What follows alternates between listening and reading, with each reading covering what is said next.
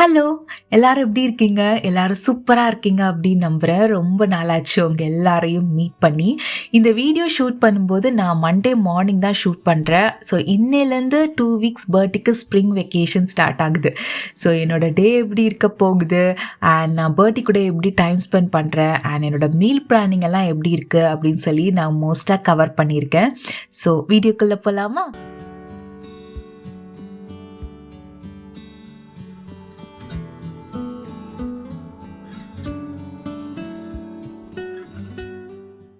என்னோட மார்னிங் வந்து ரொம்ப ஸ்லோவா, ரொம்ப ஹாப்பியா தான் ஸ்டார்ட் ஆச்சு. பட் ஒரே ஒரு தாட் மட்டும் தான் என் மைண்ட்ல இருந்தது. எப்படியாவது வந்து பிரேக்ஃபாஸ்ட் அண்ட் லஞ்சை வந்து கொஞ்சம் சீக்கிரமா கம்ப்ளீட் பண்ணணும் அப்படிங்கிறது தான். ஏன்னா நான் பிரேக்ஃபாஸ்ட் முடிச்சுட்டு திரும்ப ஒரு பிரேக் எடுத்துக்கிட்டு திரும்ப லஞ்சு ஸ்டார்ட் பண்ணுறதுங்கிறது வந்து சீரியஸாக என்னால் முடியாது. ஏன்னா பர்த்டேக்கு ரொம்ப ஸ்க்ரீன் இருக்கும் அண்ட் அவளுமே என்னை டிஸ்டர்ப் பண்ண ஆரம்பிச்சிருவா. ஸோ அதனால எப்படியாவது ஒரு ஷார்ட் டைமில் ஏதாவது மேனேஜ் பண்ணி மார்னிங்கே எல்லாம் முடிக்கணுங்கிற தாட் தான் எனக்கு போயிட்டே இருந்துச்சு.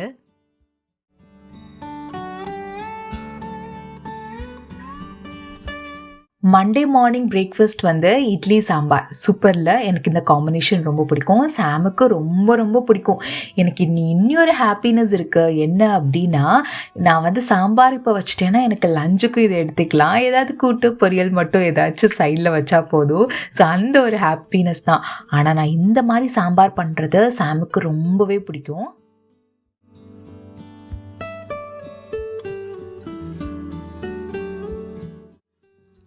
பர்த்தி வந்து அவளோட ஸ்க்ரீன் டைம் பார்க்க ஆரம்பிச்சிட்டா. எனக்கு இதுதான் ப்ராப்ளம். ஏன்னா ஹாலிடே வந்துச்சு அப்படின்னா நான் குக்கிங்கும் பார்க்கணும் and at the same time பர்த்தியும் பார்க்கணும். அப்படிங்கிறப்போ எனக்கு இதுதான் கொஞ்சம் டென்ஷன் ஆகும். ஏன்னா வந்து மோஸ்ட்டாக அவளுக்கு ஒரு 1 hour 1.5 hours தான் ஸ்க்ரீன் டைம் கொடுப்பேன் மார்னிங். அதுக்கு மேலே பார்த்தாலே வந்து எனக்கு ரொம்ப டென்ஷன் ஆகும். மோஸ்ட்டாக அதுக்குள்ளாடியே வந்து எல்லா குக்கிங்கும் முடிக்க ட்ரை பண்ணுவேன். பட் சம்டைம்ஸ் என்னால் முடியாது. நமக்கு எக்ஸ்ட்ரா குக்கிங் இருக்கும், இல்லைன்னா வேறு ஏதாச்சும் வேலை இருக்கும். பட் மோஸ்ட்டாக இந்த ஒரு 1.5 hours அவளை ஸ்க்ரீன்லேருந்து வெளியில் வர்றதுக்கு தான் ட்ரை பண்ணுவேன்.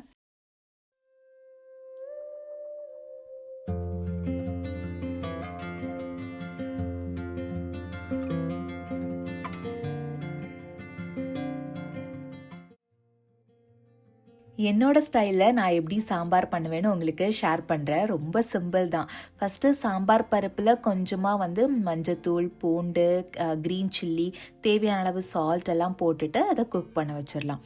இன்னொரு பேனில் நான் கோகனட் ஆயில் எடுத்திருக்கேன். கொஞ்சமாக வெந்தயம், கடுகு, காஞ்ச மிளகு, கறி லீஃப் அண்ட் வெங்காயம் இதெல்லாம் நல்லா வதங்கினதுக்கு அப்புறமா வந்து நம்ம எந்த காய்கறி வேணாலும் ஆட் பண்ணிக்கலாம். நான் இன்றைக்கி ரேடிஷ் ஆட் பண்ணியிருக்கேன்.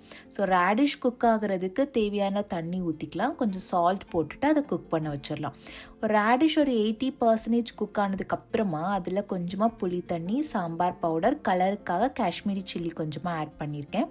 அதுக்கப்புறம் நம்ம குக் பண்ணி வச்சுருந்தோம் இல்லையா அந்த சாம்பார் பருப்பு, அதுவும் இதில் போட்டுட்டு கை நிறைய கொத்தமல்லி அண்ட் கறி லீஃப் போட்டு ஆஃப் பண்ணால் சூப்பரான சாம்பார் வந்து ரெடி ஆயிரும்.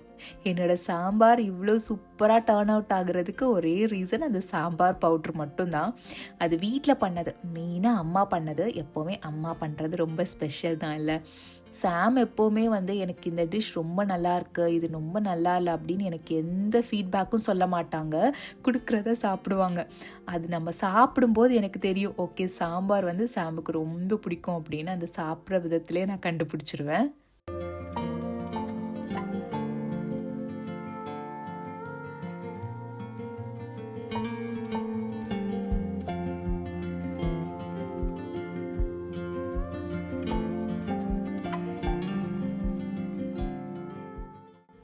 மார்னிங்கே நான் எல்லாம் ஒர்க்கும் முடிக்கணும்னு நினச்சேன். பட் கொஞ்சம் லேட்டாக எழுந்திரிச்சனால என்னால் பண்ண முடியலை. அதனால் கொஞ்சம் பிரேக் எடுத்துகிட்டு நானும் பிரேக்ஃபாஸ்ட் சாப்பிட்டுட்டு பர்த்திக்கும் பிரேக்ஃபாஸ்ட் கொடுத்துட்டு அவளையும் மார்னிங் எல்லாம் ரெடி பண்ணிவிட்டு அதுக்கப்புறம் கண்டினியூ பண்ணலாம் அப்படின்னு யோசித்தேன்.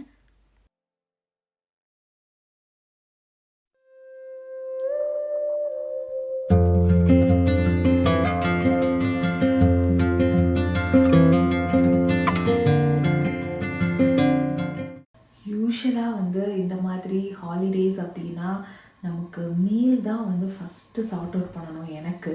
நான் வந்து மீல் வந்து ஃபஸ்ட்டு சார்ட் அவுட் பண்ணி கிளியராக முடிச்சிட்டேன் அப்படின்னா எனக்கு மற்ற விஷயங்கள்லாம் கொஞ்சம் ஈஸியாக இருக்கும்.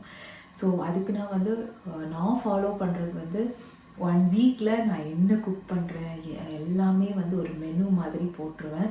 ஸோ அது எனக்கு இருந்துச்சு அப்படின்னா வந்து ரொம்ப யூஸ்ஃபுல்லாக இருக்கும். ஸோ பட் இதில் நான் வந்து ஸ்நாக்ஸ் ஆட் பண்ணல. யூஸ்வலாக நான் பர்த்டேக்கு வந்து ஸ்நாக்ஸ் ஆட் பண்ணுவேன். ஏன்னா இனிமேல் வந்து ஃபுல்லாக ஹாலிடேஸ் ஆனனால வந்து ஸ்பெசிஃபிக்காக இந்த ஸ்நாக் கொடுக்கணும் அப்படின்னு சொல்லி என்னால் போட முடியாது. ஏன்னா ஸ்கூலுக்கு அனுப்புகிறதா இருந்தால் ஸ்பெசிஃபிக்காக இந்த மாதிரி ஸ்நாக்ஸ் கொடுக்கணும்னு சொல்லி நம்ம பண்ணலாம். பட் வீட்டில் இருக்கிறதுனால அவளுக்கு எப்போ என்ன டெம்ப்ட் ஆகுதுன்னு தெரியாது. அதனால ஸ்நாக்ஸ் மட்டும் நான் இந்த மெனுவில் இன்க்ளூட் பண்ணல இந்த வாட்டி. ஸோ அவளுக்கு என்ன பிடிக்குதோ அப்பப்போ குக் பண்ணி கொடுக்கலான்னு பிளான் பண்ணியிருக்கேன்.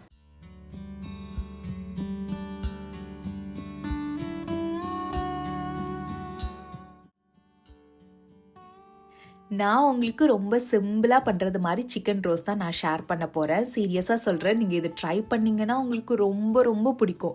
ஃபஸ்ட்டு கோகோனட் ஆயிலில் ஃபெனல் சீட் இருக்கு இல்லையா, அதை போட்டுக்கலாம். அதுக்கப்புறம் க்ரீன் சில்லி, கறி லீஃப், ஆனியன் இதெல்லாம் போட்டு நல்லா வதக்கிக்கலாம். இஞ்சி பூண்டு இருந்தால் நீங்கள் இஞ்சி பூண்டு போட்டுக்கோங்க.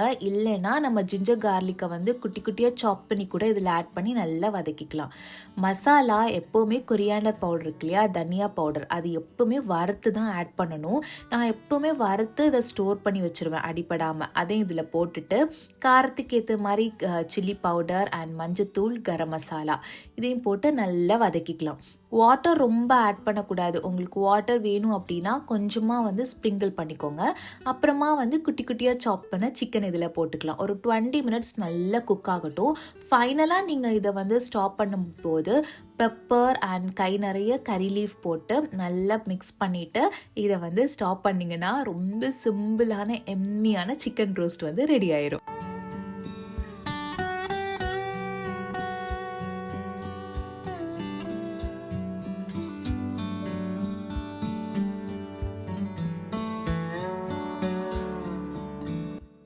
குக்கிங் சைடு எல்லாமே நான் கம்ப்ளீட் பண்ணிட்டேன். ஸோ இந்த ஹோல் டே இதை வச்சே நான் மேனேஜ் பண்ணிடுவேன்.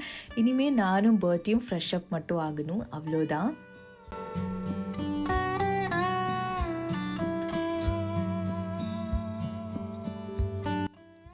பர்த்தி என்னைக்கெல்லாம் நான் டயர்டாக இருக்குது இல்லைனா இந்த மாதிரி ஒர்க் ரொம்ப அதிகமாக இருக்கிற அன்னைக்கு மட்டும்தான் ஹேர் பாத் பண்ணுறேன்னு சொல்லி ரொம்ப அடம் பிடிப்பா.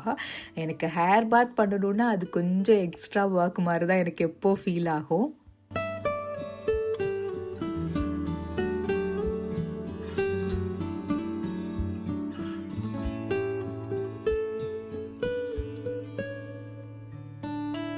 நானும் பர்த்தியும் ரெடியாகி வந்ததும் ஒரு சூப்பரான lunch, rice, sambar and chicken roast. இந்த சாம்பார் அண்ட் சிக்கன் ரோஸ்ட் வந்து செம்ம காம்பினேஷன், ரொம்ப பிடிக்கும் எனக்கு.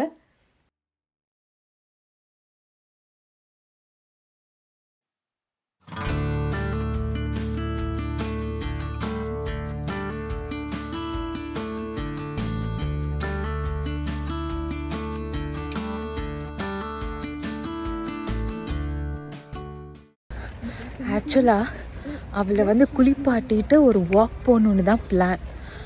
ஆனால் சாப்பிட்டுட்டு கிளம்புறது மாதிரி ரொம்ப லேட் ஆகிடுச்சு. ஸோ இந்த மாதிரி தான் இருக்கும். மார்னிங் வந்து நம்ம ஏதாச்சும் சீக்கிரமாக பிளான் பண்ணால் எனக்கு எல்லாம் முடிக்கிறதுக்கே ரொம்ப லேட் ஆயிரும். ஒரு வாக் போயிட்டு வரலாம் அப்படின்னு தான் தோணுச்சு. இங்கே சம்மர் வந்து நல்லாயிருக்கும். ரொம்ப ஹாட்டாகவும் இருக்காது, ரொம்ப கூலாகவும் இருக்காது, நல்ல மாட்ரேட்டாக சூப்பராக இருக்கும். இந்த டைமில் வாக்கிங், கிட்ஸ் எல்லாம் வெளியில் கூட்டிகிட்டு போகிறதுக்கு ரொம்ப நல்லாயிருக்கும். இனிமேல் பார்த்திங்கன்னா இங்கே கிட்ஸோட சவுண்டு தான் நிறைய கேட்கும். ஏன்னா அவங்க எப்போவுமே வெளில விளையாடிட்டுருப்பாங்க. விண்டரில் ஃபுல்லாக வீட்டில் இருந்துட்டு சம்மர் வந்ததும் செம்மையாக என்ஜாய் பண்ணுவாங்க.